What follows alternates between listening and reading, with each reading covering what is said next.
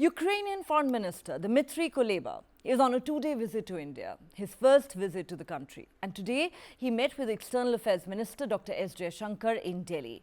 During the bilateral talks, Dr. Jaishankar told his Ukrainian counterpart, and I quote, "In recent months, we've had interactions at various levels. I'm glad to see some of our bilateral mechanisms have also met, and this has created certain momentum in our bilateral relationship. Today, after this discussion, we look forward also to the meeting of the Intergovernmental Commission. Your visit gives us an opportunity to understand the situation in your own region. Our teams have prepared a very substantial agenda for discussions." Kuleba's visit comes amid efforts to seek a peaceful resolution to the ongoing Russia-Ukraine war. He said, "India and Ukraine have been traditional friends, but I think there is much more that we can and should do, not only in the interest of our nations, but also in the interest of global development and security architecture.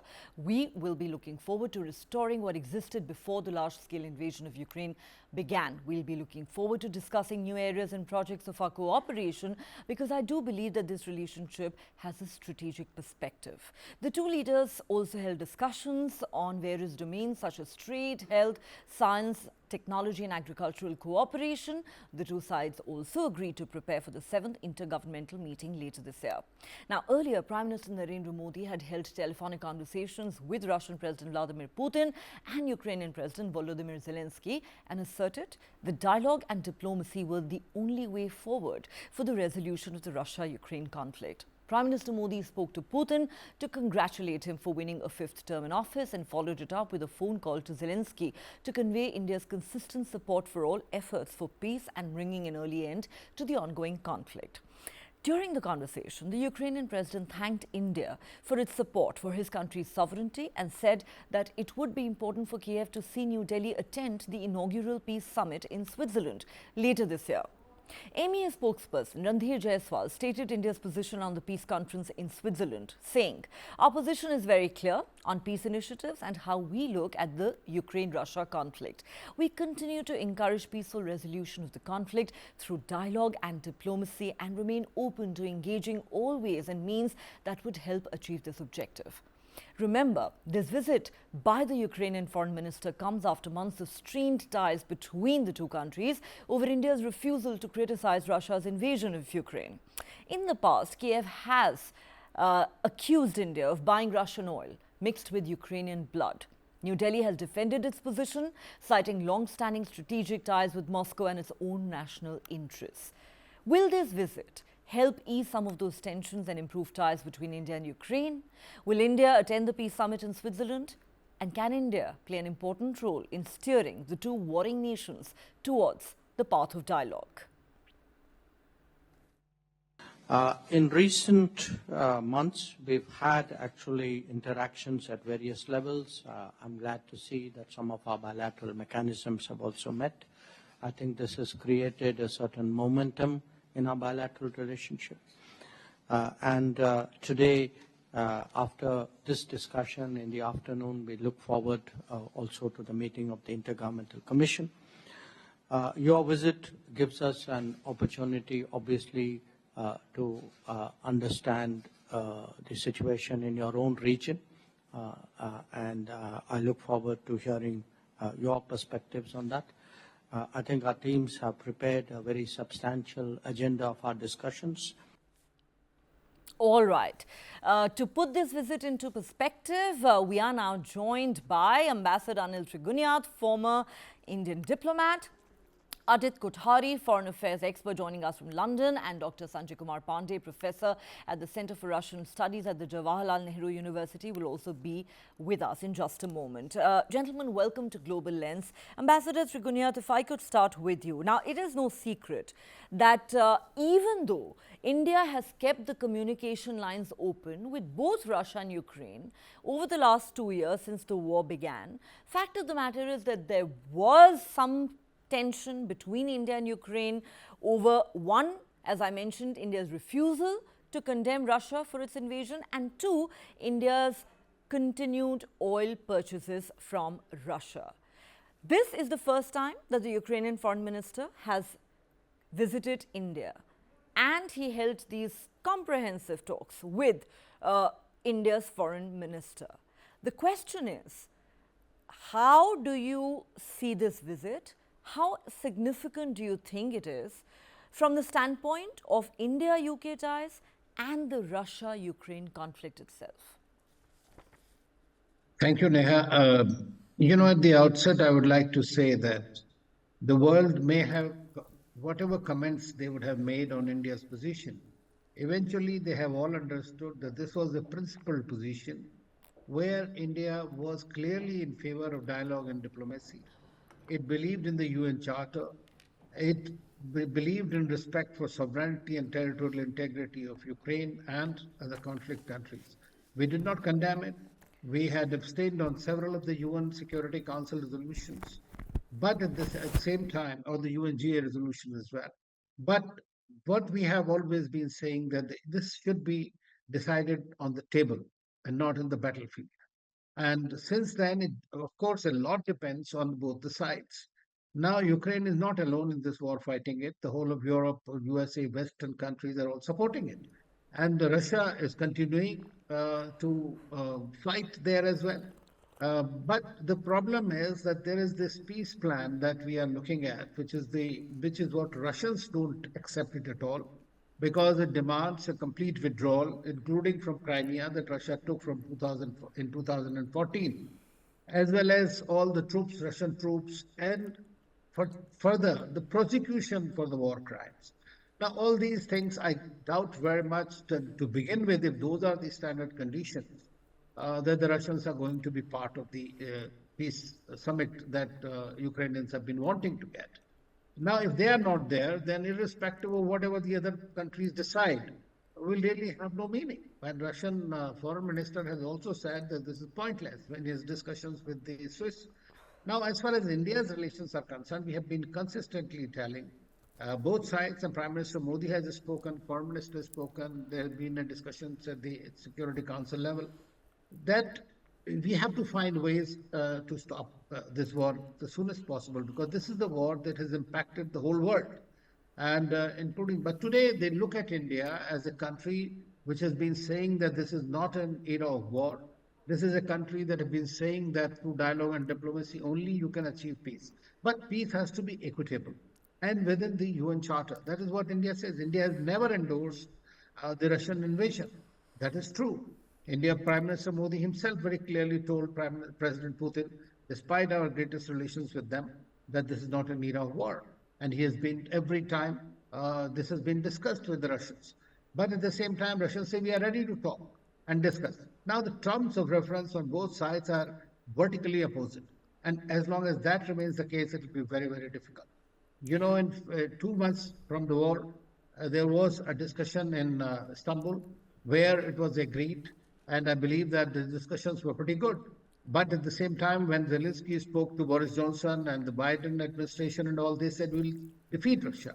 Now, if you are looking at regime change and strategic defeat, then it is a difficult situation. We are already in a no-starter, a no-brainer there.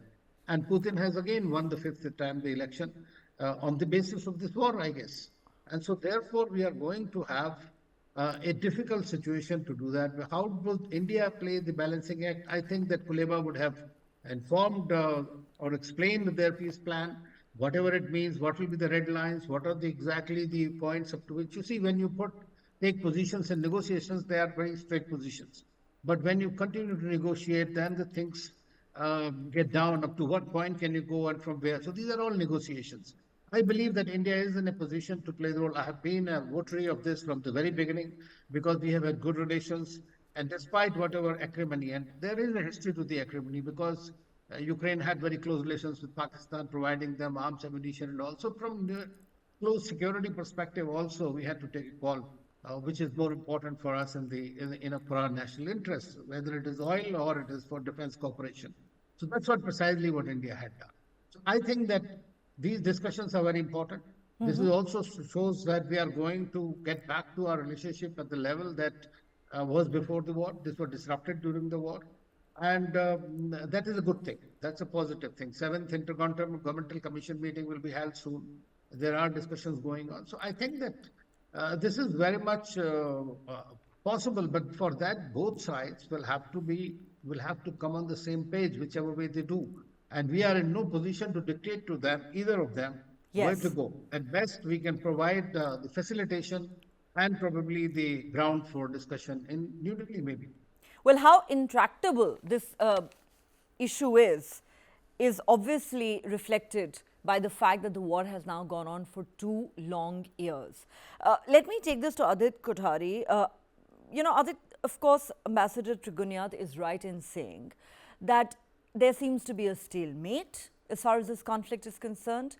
Both sides have deeply entrenched positions and they're digging their heels in. So it seems very difficult to find a breakthrough right now. The war has entered its 3rd year.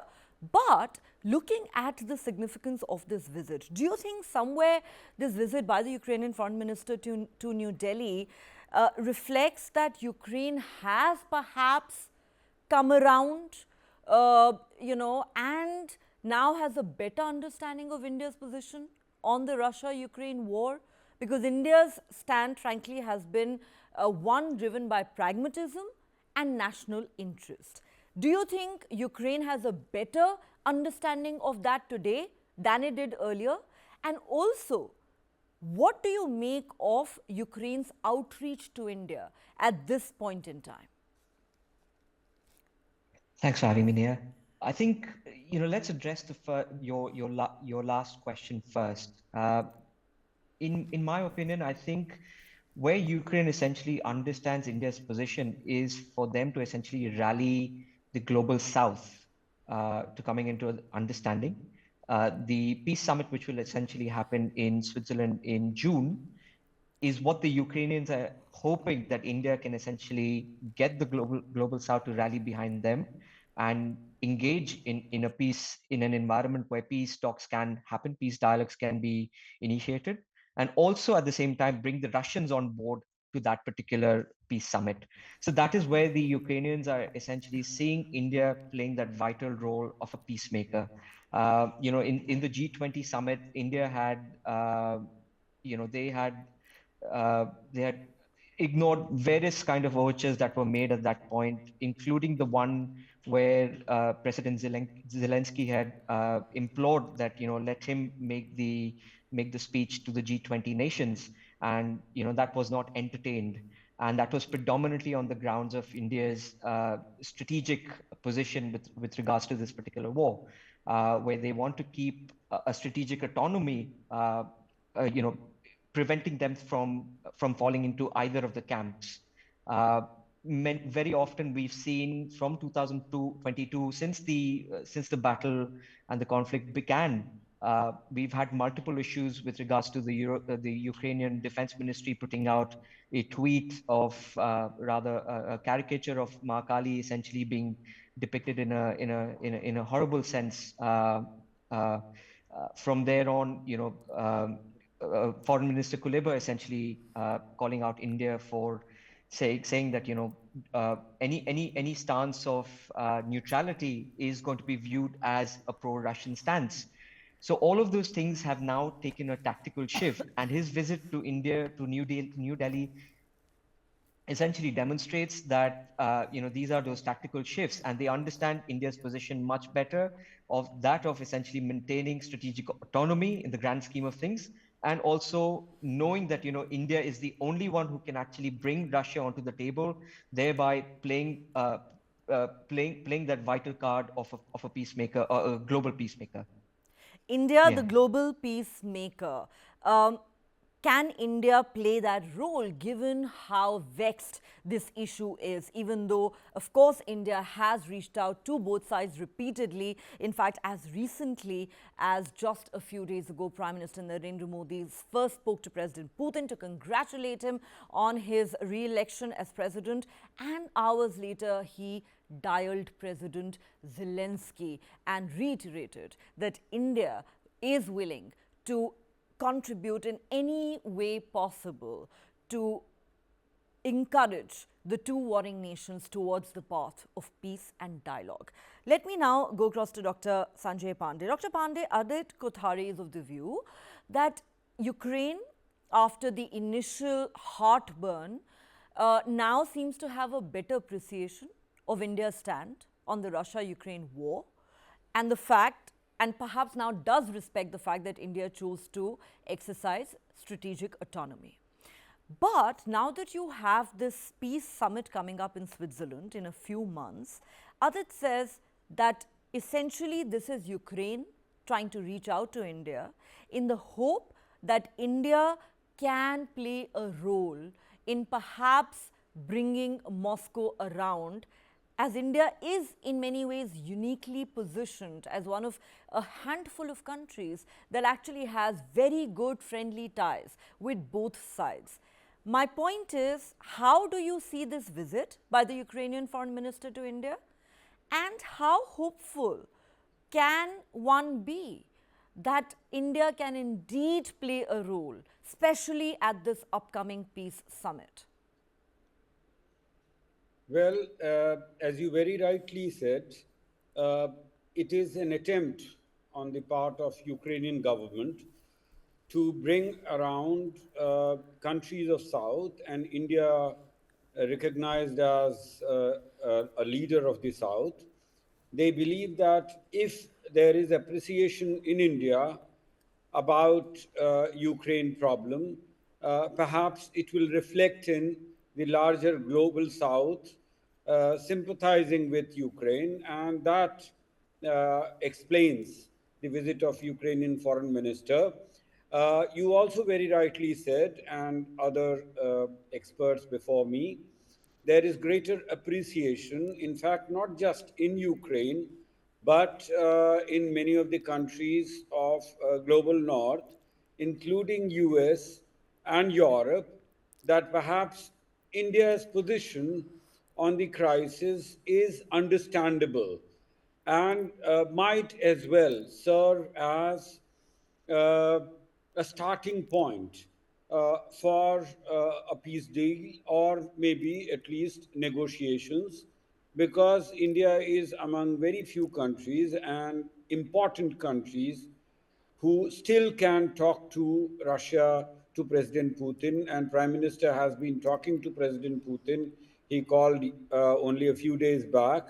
Uh, he has also called President Putin earlier, and India's position has been quite consistent. In fact, even before the current crisis started, uh, in February, March 2014, when Crimea crisis took place and Russia reintegrated or integrated Crimea. At that time also, India took a very principled position saying that there are some legitimate concerns of Russia which need to be taken into account, and adopted a fairly autonomous, neutral position. More or less, that position has been maintained, while India has not supported Russian actions, and in fact, quite clearly said that we reiterate the principle of territorial integrity and sovereignty of countries. We stand by it. But at the same time, we believe that this is not an era of war, as the Prime Minister said in Samarkand. He also said, and Foreign Minister has been saying, that we believe any solution has to be based on diplomacy and dialogue. So the upcoming meeting in Switzerland hopefully will also talk about diplomacy and dialogue, and taking into account the concerns of both the parties, arriving at some consensus. So, consensus building, India has been emphasizing and talking about for quite some time. And even now, India reiterates its faith in consensus, diplomacy, and dialogue. All right. Let me take this back to Ambassador Trigunyat. Ambassador Trigunyat, uh, you know, talking about this upcoming peace summit in Switzerland, it's as if a lot of hope is being pinned on it. Of course, you were right in pointing out that, there is a complete impasse. the two sides are digging their heels in. So how do you really steer them towards the path of dialogue? But do you believe India is likely to attend this peace summit come June? And how much of a role is it likely to play? You know, what's interesting here is, let's face it, India has maintained, has done quite a balancing act on the Russia-Ukraine war from the beginning, even though it's never condemned Russia. But Prime Minister Modi, no less, as you pointed out, and has been pointed out by others, personally conveyed to President Putin, this is not an era of war. And just earlier this week, Foreign Minister S Jaishankar, while speaking in Malaysia, said India has had a frank conversation with Russia and India has conveyed blunt messages to Russia. What could those blunt messages be? And is India's role as the leader of the global south and as a country that has friendly ties with both Ukraine and Russia likely to be an important one at this peace summit, in your view? Could you unmute yourself, Ambassador? Yeah. There are two things. One is that India's voice matters. Irrespective of which country says what, they listen to them. Secondly, India has also emerged as a voice of the global south. So the thing is that Ukraine, and the fact remains is that there is a tremendous stress. I think the military operational stress on both sides. Zelensky is not able to get the kind of funding, arms, equipment, and everything. And if you've seen Kuleba's articles, interviews in various Indian media, he was also trying to say that had we got some better equipment, we would have given better defenses. But the fact remains is that what are the pointers on both sides? So what will happen now is that the visit of Foreign Minister Kuleba now and discussions which have been held in great detail about these 10-point peace plan and which are the bottom lines for both sides. Now, this would perhaps India would then convey it, discuss with the Russians also, that this is what is there. Now, how if you want us to play a role, which Prime Minister has, everybody has offered, that if both sides want it. That's very important. It's not irrespective of the peace summit that happens or does not happen. It will have really not a great impact if Russia does not participate in that, or if only these 10-point peace plan is discussed, as has been told by the Russians to their Swiss counterparts. I think that in this case, what we can do is you can be a facilitator of, and trying to establish a communication.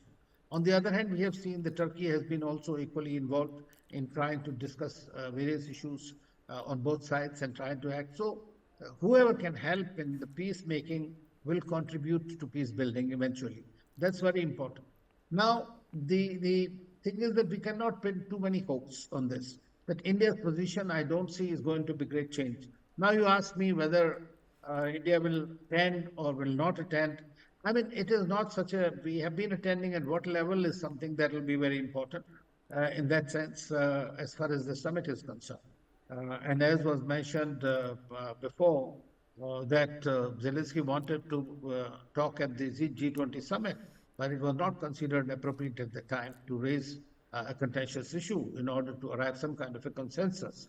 So I think that we have to see that we can play a role, no doubt, because both sides will trust us. We have a sane voice, we have a sane foreign policy which deals in dialogue and diplomacy. We can provide a platform and be honest interlocutors. This is what I mean to say. And therefore, I think that that's where you can play a better role rather than simply taking one side or the other. And I believe if anybody who thinks that India's principal position, frankly, as I said in the beginning, is what has brought us to this position, because we maintained this position not simply while telling Russia that this was not a correct thing to do, what they are doing it, but at the same time, you know, that there is this is a war between superpowers. Yes. You see, Ukraine is just a playground.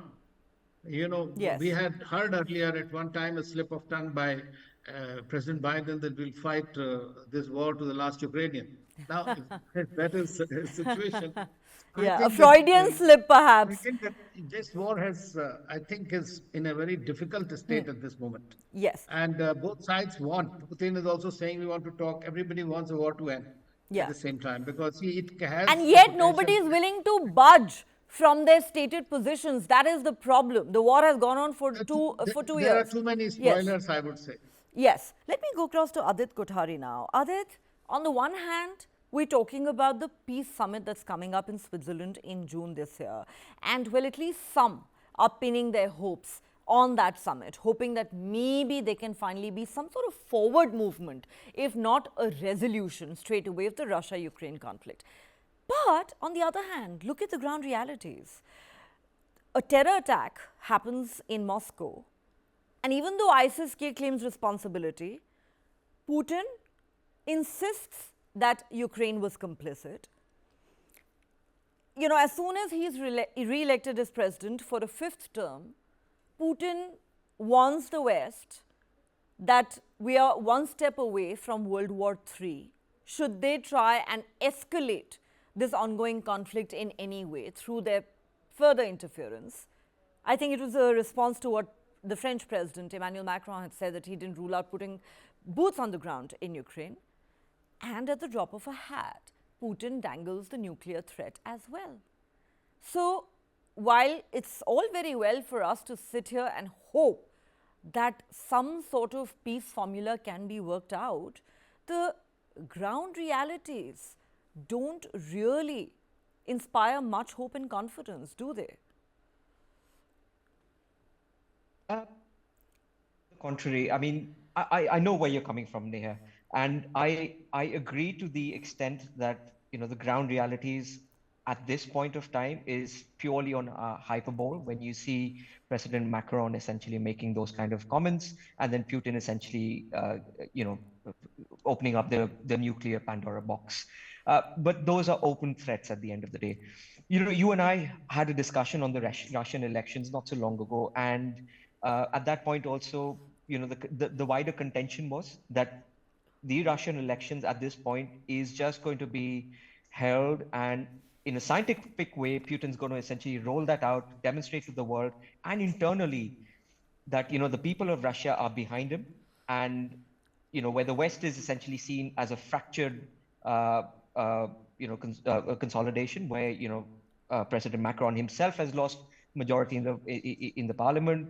Rishi Sunak is on a sticky wicket himself, and President Biden is essentially facing the Trump threat, you know, the ongoing threat in the elections. So Vladimir Putin is only going to use all of that to try and establish himself and consolidate his position on the Ukraine crisis, thereby enforcing the NATO allies to come onto the table and start having that conversation. And I'm hoping against all hopes that that conversation does happen in the June summit, and India can play a vital role. You know, just going back to the oil issue, you know, in 2022, when India started to buy the Russian oil, it was the same foreign minister, Kuleba, who essentially made quite a nasty remark that, you know, India is essentially buying blood oil.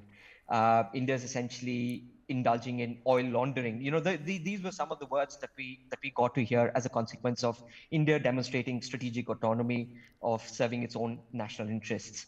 But at the same time, you know, despite numerable amount of emphasis and efforts made to you know, put sanctions on India from buying Russian oil, the West never took that seriously, because at that point, in my opinion, what the global West was essentially trying to do was test the global oil markets can essentially cope with geopolitical turmoil. And that is what the Ukraine and the Russian crisis was at the end of the day. So neither the G7 nor the European Union ever publicly came out to condemn India's stance on buying Russian oil. And let's not forget what Dr. Jaishankar said, those you know, very strong remarks when he called out Western hypocrisy and said what India buys in a month, Europe buys in an afternoon. Buys in a day. From Russia. Yeah, exactly. Yeah. So, you know, all of those things have come into the play. And, you know, Mr. Kuleba also makes this, in his recent visit, he also said that, you know, they are particularly concerned, and India should also be concerned, that they essentially see the India-Russia relations largely based on a sort of a Soviet legacy and a Soviet hangover. And this legacy cannot last for very long. You have to look at the contemporary times and the contemporary issues. and thereby saying that, you know, India should be mindful of the fact that Russia is very, very close to the Chinese and they are in a cozy relationships. Yeah. But in my opinion, if India does not play that vital role of being an ally or a strategic partner with the Russians, then you're essentially pushing the Russians into the Chinese camp, which is going to be far more Absolutely. You're dangerous, far more you're lethal actually for the world. pushing Russia deeper into China's arms. I couldn't agree more with you. And at the same time, let's not forget, India has been pragmatic even on that front. I mean, it's not for nothing that India is cementing its ties with Washington. You know, just last year, Prime Minister Modi was on a state visit to the United States, where President Biden said that the India-US relationship would be the defining partnership of the 21st century. Let's not forget that we are cementing our defense ties with the United States. We've had some path-breaking tech transfer deals with the United States for the very first time in the history of this bilateral relationship. And well, some have said that this is in a sense designed to reduce some of India's dependence on Moscow. So I don't think that argument is completely lost on New Delhi. But Dr. Sanjay Pandey, coming back to the Russia-Ukraine conflict itself, the question really is, you know, there are just too many obstacles, entrenched positions, and therefore you have a situation where neither side seems serious about actually returning to the negotiating table. Nobody wants to give an inch. In that scenario, how do you move forward? Well, all those who are watching Ukraine war would know that in the last 10 days, 15 days, Russia has suddenly become very proactive and aggressive on the war front.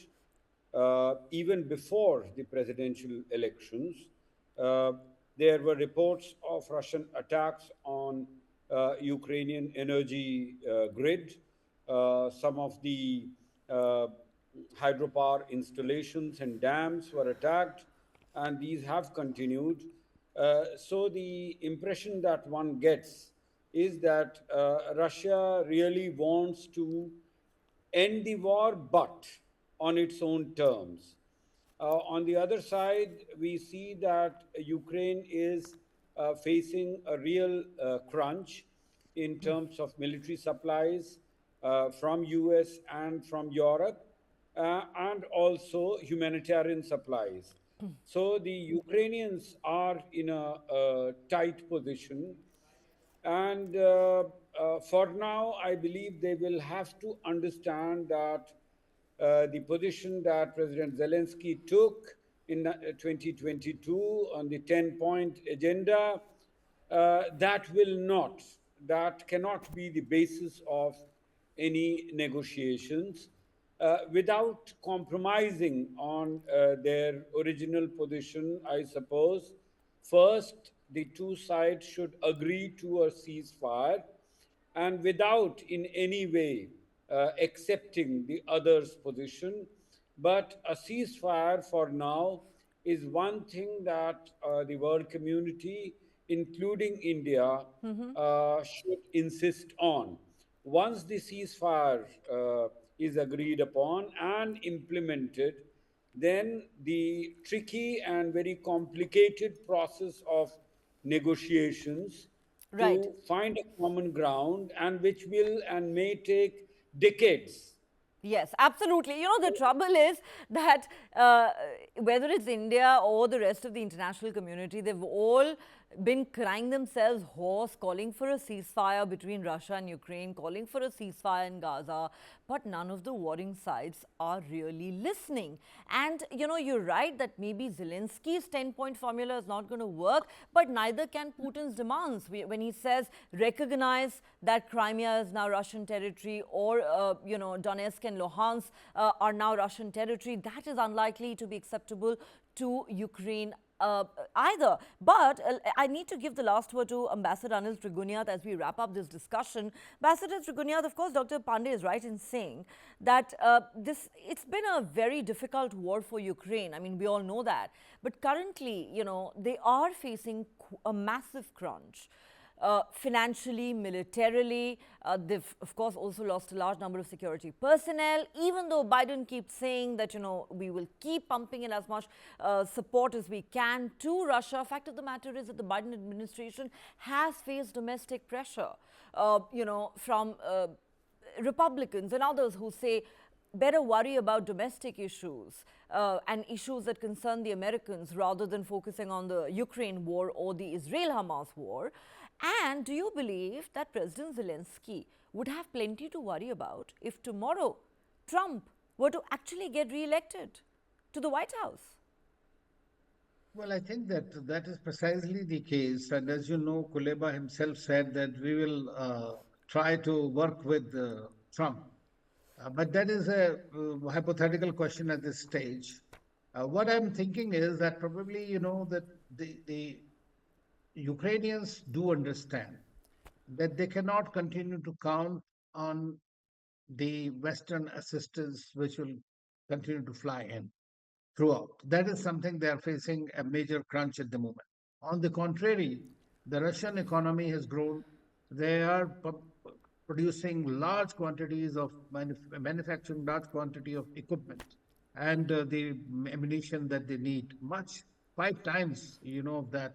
So they still have the pumping capacity quite a bit, and that is there. So that's very clearly everybody understands that that this is a situation. So that's why both sides. But there is a fatigue in Russia as well. I mean, it is not that Russia is winning the war, but the thing is that both sides are in a position which, in a way, is to some kind of a stalemate.